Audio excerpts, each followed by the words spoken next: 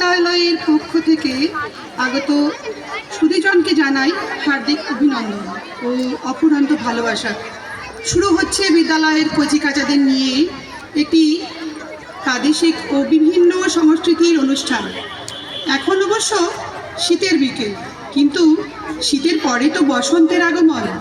তাই বসন্তের বিকেলে যখন শিমুল পলাশের রঙে আকাশ বাতাস মাতোয়ারা হয়, তখন মনের কোণে বেজে ওঠে ঝুমুর গানের সুর।